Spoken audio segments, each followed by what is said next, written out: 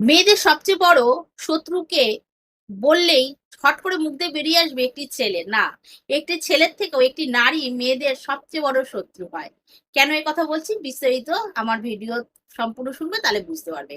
একটি মেয়ে যখন অত্যাচারিত হয় সেই অত্যাচারের পিছনে একটি নারীর ভূমিকা সর্বাধিক থাকে। যেমন একটি মেয়ে বিয়ে হয়ে যখন শ্বশুরবাড়িতে যায়, অত্যাচার ১ম শুরু করে কিন্তু তার শাশুড়ি হতে পারে, ননদ হতে পারে, জা হতে পারে। এরাই কিন্তু ১ম এ অত্যাচার শুরু করে। কোন পুরুষ কিন্তু ধরো ভাসুর, দেওর, শ্বশুর এরা কিন্তু আগিয়ে আসে না। যদি আগিয়ে আসে, যদি সেই বাড়ির জা, ননদ, শাশুড়ি যদি ঠিক থাকে, তাহলে কিন্তু ছেলেরা সেই মেয়েটির উপর অত্যাচার কিন্তু করতে পারে না। এখানে কি দেখা গেল? একটি মেয়ে আরেকটি মেয়েকে অত্যাচার করছে। আবার ধরুন ছেলের বউ ও মেয়ে, শাশুড়িও মেয়ে। ছেলের বউ শাশুড়িকে খেতে দিচ্ছে না, বৃদ্ধাশ্রমে রেখে আসছে, নানারকম অত্যাচার করছে। এইটা কিন্তু কোন ছেলে কিন্তু চট করে তার মার সাথে অতটা খারাপ ব্যবহার করছে না। কিন্তু একটি মেয়ে আরেকটি মেয়েকে করছে। তাহলে বড় শত্রু কে? একটি নারী।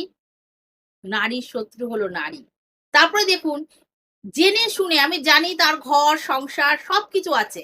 তবুও অনেক মেয়ে আছে সেই বিবাহিত পুরুষের সাথে উম আ সম্পর্ক তৈরি করে তার সংসারটাকে ভেঙে দেয়। সে ভাঙার আগে একবারও ভাবে না যে আমিও একটি নারী, সেও একটি নারী। সে কিন্তু ভাবে না। তাই জন্য একটি নারী একটি নারীর বেশি শত্রু। তারপরে দেখুন যে আপনি বেশি দেখতে সুন্দর, হয়তো আপনার বান্ধবী বেশি দেখতে সুন্দর না। সেই হিংসার জন্য বা আপনি সুখে আছেন, আপনার স্বামী ভালো, সেই হিংসার জন্য আপনার নামে নানা রকম বাজে কথা অন্য জায়গায় ছড়িয়ে দিল। তাতে আপনি বদনাম হয়ে গেলেন। তাহলে আপনাকে বদনাম করলো কি? সেই একটা নারী। এবার আপনারা বলতে পারেন, "দিদিভাই আপনিও তো একটি নারী। তাহলে এত নারীর বদনাম করছেন কেন?" আসলে কি বলুন তো দেখি? যে সব নারীরা যে ভালো হবে তা কিন্তু না। বহু ভালো নারী, অনেক ভালো বৌমা, অনেক ভালো শাশুড়ি, অনেক ভালো ননদ এখনো সমাজে আছে বলে সমাজটা টিকে রয়েছে। কিন্তু যেটা বাস্তবে দেখা যায় সেই কথাটাই কিন্তু আমি তুলে ধরলাম। ভালো লাগলে অবশ্যই লাইক, কমেন্ট, শেয়ার দিয়ে পাশে থাকবে। ফলো দিতে ভুলবে না বন্ধুরা। জয় রাধে!